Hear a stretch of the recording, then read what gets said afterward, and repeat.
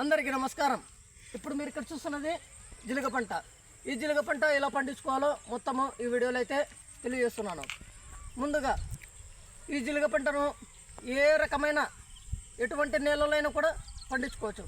సౌడు నేలలు కానీ, మంచి సారవంతమైన మట్టి నేలలు కానీ, ఇసుక నేలలు కానీ, ఎర్రమట్టి నేలలు కానీ ఏ నేలలైనా కూడా పండించుకోవచ్చు. ఇప్పుడు నేలను తయారు చేసుకునే విధానం వచ్చేసి ముందుగా 7 మడకలు ఒకసారి కొట్టేస్తే కూడా సరిపోతుంది. తర్వాత టిల్లర్ అయితే కొట్టేసుకోవాలి. కొట్టేసిన తర్వాత ఇప్పుడు ఈ విత్తనాలు అయితే చల్లుకోవాలి. 1 ఎకరాకు వచ్చేసి 12 కేజీలు అయితే చల్లుకోండి. లేదు 12 నుండి 15 కేజీలు చల్లుకుంటామంటే చల్లుకోవచ్చు. ఓకేనా? నేను వచ్చేసి 10 కేజీలు జీలగ విత్తనాలతో పాటు 2 కేజీలు జొన్న అయితే చల్లుకున్నాను. జొన్నలు ఇక్కడ ఒకసారి చూడండి. ఈ విధంగా మీరు ఇప్పుడు జీలగ కేజీ వచ్చేసి ఇక సబ్సిడీలో వచ్చేసి 80 రూపాయలు అయితే చెప్తున్నారు. నేను వచ్చేసి ఒక 110 రూపాయల నుండి 140 రూపాయల వరకు అయితే జరుగుతుంది. దీని రేటు డిమాండ్ బట్టి, ప్రాంతాలను బట్టి ఈ విధంగా అయితే ఉంటుంది రేటు. ఆ విధంగా అయితే చేసుకోవాలి. తర్వాత 7 మడకలు కొట్టేసిన తర్వాత టిల్లర్ కొట్టేసిన తర్వాత చల్లుకొని పైన టిల్లర్ అయితే కొట్టుకోవాలి. ఇంకా ఎద్దుల ద్వారా మాన్ కానీ ఏమి కానీ అవసరం లేదు. ఓకేనా? అలా చేసిన వెంటనే టిల్లర్ కొట్టేసిన వెంటనే ఇంకా నీళ్ళు అయితే పెట్టుకుంటూ రావాలి. నీళ్ళు కూడా 4 వైపులు కలుసుకున్న తర్వాత, ఓకేనా, పతలాగా కలుసుకున్న తర్వాత 4 మూలలు కూడా కలుసుకున్న తర్వాత ఇంకా ఆపేయాలి. లేదు ఆ నీళ్ళు కూడా పైన ఇప్పుడు పైకాయ నుండి 2 కాయలు 3 కాయలు ఆ విధంగా ఉంటే పై నుండి తీసేయచ్చు. పైకాయల నుండి నీళ్లు తీసేసి 2 కాయలకు ఆ విధంగా ఇంకా నీళ్ళు తీసేస్తామంటే కూడా అలాగైనా కూడా తీసుకోవచ్చు. సౌండ్ నెలలు అయితే అలా చేయండి. మంచి సారవంతమైన మట్టి నేలలు అయితే అలా అయితే, ఇసుక నేలలు అయితే అవసరమైతే లేదు. అవి అయితే తాగేస్తుంది, కుళ్ళిపోయే అవకాశం అయితే ఉండదు. ఇంకా సౌండ్ నెలలు అయితే కుళ్ళిపోయే అవకాశం అయితే ఉంటుంది. మొలకలు కూడా చాలా లేట్గా వచ్చే అవకాశం అయితే ఉంటుంది. ఆ విధంగా అయితే చేసుకోండి. ఇప్పుడు ఇక్కడ పంట వచ్చేసి 40 రోజుల పంట. చూడండి ఈ విధంగా పూలు కూడా వచ్చేసాయి. చూడండి ఇప్పుడు ఈ విధంగా ఇది వచ్చేసి విత్తనాల కోసం అయితే పెట్టేది అయితే కాదు. భూమికి నేలకు బలంగా ఉండడం కోసము ఇదైతే పండించుకుంటాను. ఈ వర్షాకాలంలో రైతులు అందరూ కూడా పండించుకోవాలి. నేనైతే ఈ వర్షాకాలంలో వరి పంట పెట్టే ముందు ఇదైతే పండించుకొని వరి పంట అయితే పండిస్తాను. దీనికంటే ముందు కూడా వరి పంట అయితే పండించాను. ఇప్పుడు వచ్చేసి పంట మార్పిడితో పాటు అలాగే జీలగ ఇది కూడా బలంగా ఉంటుంది. పంట అయితే తప్పకుండా మార్పిడి అయితే చేయాలి. అలా పంట మార్పిడి చేయకుండా ఇంకా అలాగే బీడు భూములుగా అయితే ఉంచేస్తుంటారు. అలా చేయడం కంటే కూడా ఈ విధంగా జీలగ పంట పండించుకోండి. పంట మార్పిడితో పాటు ఇది కూడా చాలా బలంగా నేలకు బలంతో పాటు అలాగే మంచి దిగుబడితో పండే అవకాశాలు అయితే ఉంటుంది వరి పంట. అలాగే మనము ఎరువులు కూడా తగ్గించుకోవచ్చు.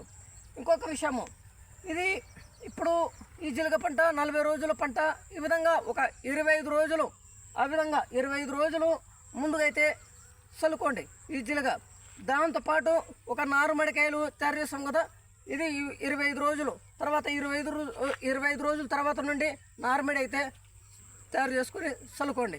అది ఇప్పుడు ఇది వచ్చేసి 50 రోజుల పంట వచ్చేప్పటికి అది వచ్చేసి 25 రోజుల నారుమడి అయితే ఉంటుంది. ఆ విధంగా 50 రోజులకు ఏమవుతుందంటే ఈ విధంగా వచ్చేసిన తర్వాత ఇక టిల్లర్ కొట్టేసి ఈ విధంగా కూలిపోయినట్టుగా చేస్తుంటారు. ఆ విధంగా అయితే చేసుకోవాలి. ఇప్పుడు ఇది ఒక పక్క వేసుకొని నార్మడి కూడా ఒక పక్క వేసుకుంటే అది ఉపయోగము ఉండదు, అంతైతే ఉంటుంది. అందుకని ఇది 20 రోజుల పంట, 25 రోజులు ఆ విధంగా ఉన్నప్పుడు అదైతే చల్లుకోండి. మీరు చూశారు కదా, ఇక్కడికైతే నేను చూపిస్తాను రండి. మొత్తము ఈ వర్షాకాలంలో 6 ఎకరాలు అయితే పండిస్తున్నాను. చూడండి ఇక్కడ నుండి మొత్తము అటు సైడు మొత్తం కూడా 6 ఎకరాల్లో పండిస్తున్నాను. అలాగే నార్మడికాయలు కూడా సిద్ధంగా అయితే ఉన్నాయి. నార్మడికాయలు కూడా మీకు చూపిస్తాను. ఆ విధంగా అయితే చేసుకోవాలి. చూడండి ఇక్కడ మొత్తము అలాగే ఇక్కడ నుండి కూడా ఇక్కడ నుండి చూడండి మొత్తము ఈ విధంగా 6 ఎకరాలు అయితే పండిస్తున్నాను. ఇక్కడ నార్మడికాయలు సిద్ధంగా అయితే ఉన్నాయి. అవి కూడా 2 చోట్ల అయితే వేస్తున్నాను. చూడండి ఈ విధంగా అయితే వేసుకోవాలి.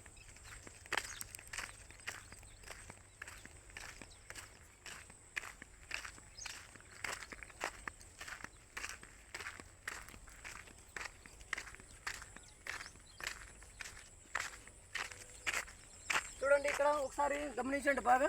ఆ విధంగా అయితే చేసుకోవాలి. ఇది కూడా 20 రోజులు పంటకాలము ఉంటుంది. 25 రోజుల నుండి 30 రోజులు లోపైతే నాటుకుంటారు. లేదు ఇంకా 30 నుండి 40 రోజుల వరకు అంతవరకే. మళ్ళీ తర్వాత అయితే ముద్రపోయిన తర్వాత నాటుకోరు. అవి పిలకలు అయితే రావు. దానికోసము అలాగైతే చేసుకోవాలి. అలాగే ఇక్కడ కూడా చూడండి, ఇక్కడ కూడా జీలక పంట చూడండి. ఈ విధంగా అక్కడి నుండి మొత్తము ఒకసారి చూడండి, అక్కడి నుండి లాస్ట్ వరకు కూడా ఈ విధంగా 6 ఎకరాలు అయితే పండిస్తున్నాను. అలాగే ఇక్కడ కూడా నార్మల్ అయితే చూడండి. అలాగే ఇక్కడ కూడా ఒకసారి చూడండి, ఇక్కడ నుండి మొత్తము లాస్ట్ వరకు కూడా ఆ విధంగా భూమికి బలం అయితే తప్పకుండా ఇవ్వాలి. మన శరీరానికి బలంగా ఉండడం కోసము మనము రకరకాలవి ఏదైతే ఎలాగైతే తింటామో ఆ విధంగా దానికి కూడా భూమికి బలంగా అయితే చేయాలి. లేదంటే ఉపయోగం అయితే ఉండదు. మన శరీరం ఎలాగో భూమి కూడా అలాగే దానికి కూడా తప్పకుండా ఇవ్వాలి. చూశారు కదా, నేను ఇంకొక షార్ట్ వీడియోలో అయితే మీకు చూపిస్తాను.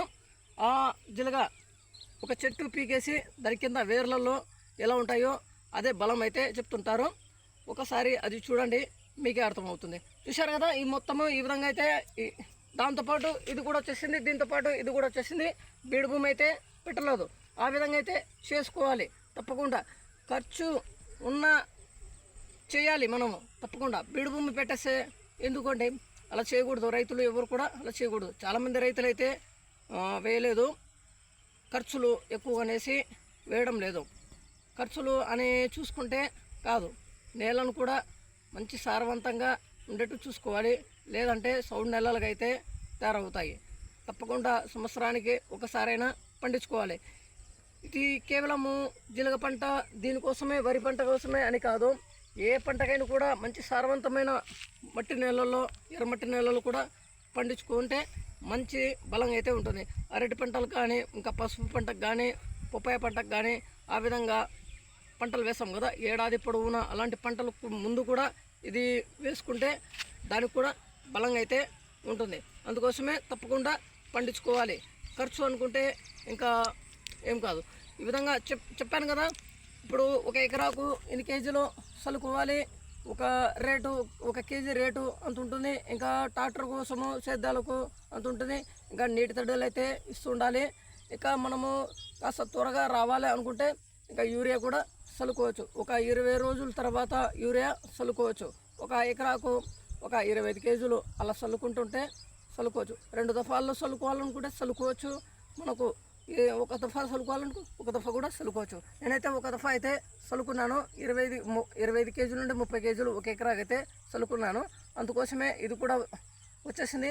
అలాగే దీంతోపాటు నారుమడి కూడా సిద్ధంగా ఉండాలి. చూడండి, ఇంకా మొత్తము ఇంకా వరి నాట్లకు సిద్ధంగా అయితే చేసుకోవాలి. ఆ విధంగా అయితే వేయాలి. ఇప్పుడు వచ్చేసి KNM 1638 అయితే పండిస్తున్నాము ఈ వర్షాకాలంలో. దీనికంటే ముందు చలికాలంలో వచ్చేసి RNR 15048 అయితే పండించాము.